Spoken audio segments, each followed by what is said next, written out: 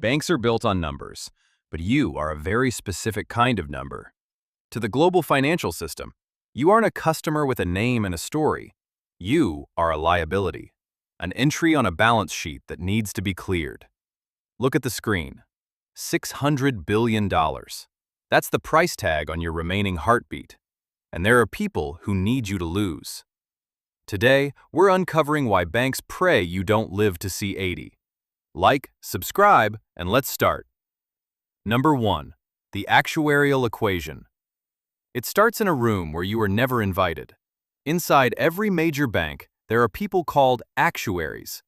They aren't traders yelling on a floor. They are mathematicians of mortality. They don't care about your dreams. They look at your pulse. They know your zip code. They know your family medical history. They know how often you buy life insurance. They've crunched numbers on your lifestyle choices before you've even made them. To them, you aren't a person with a soul. You are a probability distribution. Would you shake hands with someone who sees you this way? Too bad. You already did. Every time you opened a bank account. The system expects you to work for 40 years, contribute, and then exit. Make room for the next unit of production. Here's a hard truth. For most of modern history, that worked perfectly. You were born, you worked, you died around 72. The math was clean. The reserves were enough. But medicine is getting better. We are eating cleaner. We are discovering ways to slow down the clock. We are living longer than the original blueprints allowed for. To you, those extra 5 or 10 years are a gift. Time to see your grandkids, time to travel, time to just be. To a bank's balance sheet, they are a disaster. A leak in the hull of the global ship that was never supposed to exist. The system was built for a world where people died around 72. If everyone lives to 90, the math breaks. The reserves run dry. The whole machine starts to shake. Still think they care about your future? Number 2, the pension paradox. You've been told a pension is a reward for a lifetime of service, a comfortable cushion for your sunset years. It's actually a gamble. A high-stakes game of chicken. When you pay into a pension fund, you bet that you will live long enough to take back more than you put in. You bet on your own resilience. The bank bets that you won't. Math 101. The sooner you disappear, the more of your labor the fund keeps. Every month you don't collect a check is a month of pure profit for them. If you work 40 years, retire at 65, and die at 66, you are the perfect customer. In some boardrooms, they call that a jackpot. I'm not joking. I wish I was.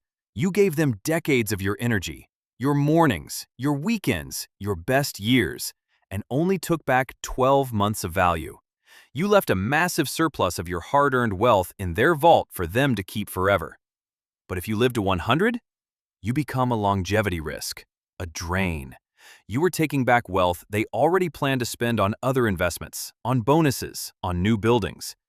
You are essentially overstaying your welcome in the eyes of the ledger, so they keep moving the finish line. 65, 67, 70. In some circles, 72 is already being discussed. They aren't moving it because we are healthier or because they want us to stay active. They are moving it because they need to shorten the window of time where you are allowed to be a liability. And they're betting you'll collapse before you reach it. Number 3, the $600 billion bet. Real numbers. Pension funds and insurance companies are terrified of you. Terrified that you'll stay healthy. Terrified that you'll discover the secrets to a long life. So, to protect themselves from the threat of you staying alive, they created a secret secondary market.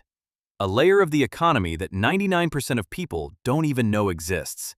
It's called a longevity swap. Imagine a casino where the roulette wheel is your doctor's appointment. Your health is the chip, and you're not even playing. Here's how it works. A pension fund pays a massive fee to a global investment bank, names you know like Goldman Sachs or JP Morgan. In exchange, the bank agrees to cover the costs if the people in that pension fund live longer than the math predicted. Your life expectancy has become a derivative. Your heartbeat is being traded on a digital floor like a tech stock, a barrel of crude oil, or a piece of real estate. Your very existence has been packaged and sold as a risk management tool. Think about the implications. There are traders in New York and London whose year-end bonuses depend on the efficiency of a specific group of retirees. If those retirees stay alive and enjoy their lives, the traders lose. If those retirees pass away on schedule or sooner, the bank wins. And that's where the $600 billion comes in. That number isn't clickbait. It's not a random figure I picked for a headline. According to global market data, the longevity risk transfer market is projected to reach 600 billion euros, 650 plus billion US dollars by 2025. It didn't appear overnight. It jumped from $110 billion to $600 billion in just a few years, driven by longer lifespans, aging populations, and desperate banks scrambling to survive. Real examples happening right now while you watch this video. In 2025 alone, a record number of pension schemes used longevity swaps to insure over £500 billion of their liabilities. Around £170 billion of that came directly from longevity swaps. The BT Pension Scheme, one of the UK's largest, with 270,000 members, signed a £5 billion longevity swap to protect itself against its people living longer than expected. Investment banks like Deutsche Bank have structured €12 billion longevity swap deals with major insurers, passing the risk to anonymous capital market investors who have never seen your face and never will.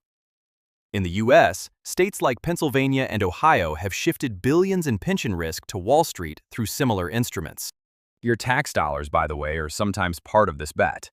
By the way, these contracts are completely legal. They are traded right now while you're brushing your teeth, while you're sleeping, and you will never see a penny from them. That's $600 billion? It's betting against your next birthday. Number 4. The medical Black Swan. In Silicon Valley, billionaires want to cure death, reverse aging, make us immortal. They see death as a bug in the code that needs to be patched. Companies like Altos Labs, Calico, and others are pouring billions into cellular reprogramming. But on Wall Street, immortality is a nightmare scenario, a black swan event, something so rare and so devastating that it would shatter every model they've built.